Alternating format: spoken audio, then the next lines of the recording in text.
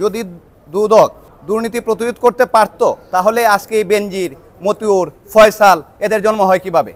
আমরা আজকে একটি রিট পিটিশন দাখিল করেছি। সেখানে আমরা সরকারি কর্মকর্তা কর্মচারী যারা সিভিল ক্যাপাসিটিতে কাজ করছেন তাদের সম্পদের হিসাব বিবরণী যেন নেওয়া হয় এবং সেগুলো যেন প্রকাশ করা হয় সেই নির্দেশনা চেয়ে আমরা সেই মামলাটি দায়ের করেছি।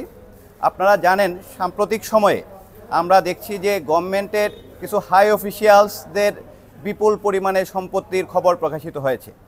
তো গভর্নমেন্টের একজন হাই অফিসিয়াল বা মিডিল লেভেলের অফিসার বা এন্ট্রি লেভেলের অফিসার তিনি কিভাবে এত বিপুল পরিমাণে সম্পত্তি অর্জন করেন সেই জিনিসটি আমরা জানতে চেয়েছি। কারণ গভর্নমেন্টের একটি আইন রয়েছে দ্য কন্ডাক্ট রুলস নামে।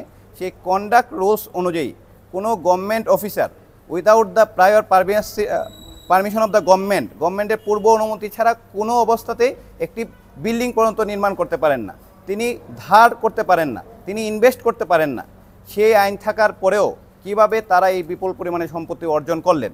এবং আমরা সেটা আরও দেখলাম যে সরকারি কর্মচারীদের যখন চাকরিতে প্রবেশ করবেন তাদের সম্পত্তির একটি হিসাব দাখিল করতে হবে, তাদের যে কত প্রপার্টি আছে এবং প্রতি বছর সেটি তাদের সেই সম্পত্তি কতটুকু বাড়লো বা কমলো তার একটি বিবরণী দাখিল করার আইন রয়েছে। এখন জন্ম সনদ দিয়ে খোলো বিকাশ স্টুডেন্ট অ্যাকাউন্ট, নিজের বিকাশ নিজে কর। পরবর্তীতে সেই আইনটি সংশোধন হয়ে প্রতি 5 বছর পর পর দাখিল করার বিধান করা হয়েছে। কিন্তু 2008 সালে কিছু ব্যক্তি, কিছু সরকারি কর্মকর্তা সেই সম্পত্তির হিসাবটি সর্বশেষ দাখিল করেছিলেন। 2008 সালের পরে বিভিন্ন মন্ত্রণালয় থেকে, ক্যাবিনেট ডিভিশন থেকে বারবার তাগদা দেওয়ার পরেও সরকারি কর্মকর্তাগণ সেই সম্পত্তির হিসাব বিবরণী জমা প্রদান করেননি।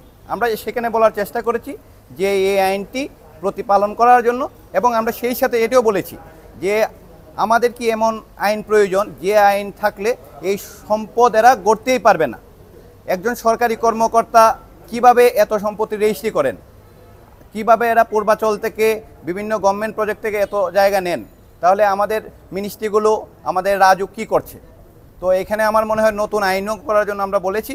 এবং এক্সিস্টিং যে লগুলো রয়েছে, মানি লন্ডারিং অ্যাক্ট থেকে শুরু করে anti corruption commission, UN convention against corruption এবং G20-র হাই প্রিন্সিপাল, সাস্টেনেবল ডেভেলপমেন্ট সহ সমস্ত আইন আমরা আমাদের রিট পিটিশনে বলেছি এবং আমরা আগামীকালকে সেগুলো মাননীয় আদালতের সামনে উপস্থাপন করব।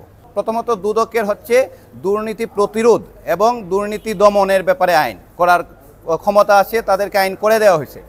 যদি দুদক দুর্নীতি প্রতিরোধ করতে পারতো তাহলে আজকে এই বেনজির, মতিউর, ফয়সাল এদের জন্ম হয় কিভাবে? দুদক তো on the facial of the record দ্বারা ফেল করেছে।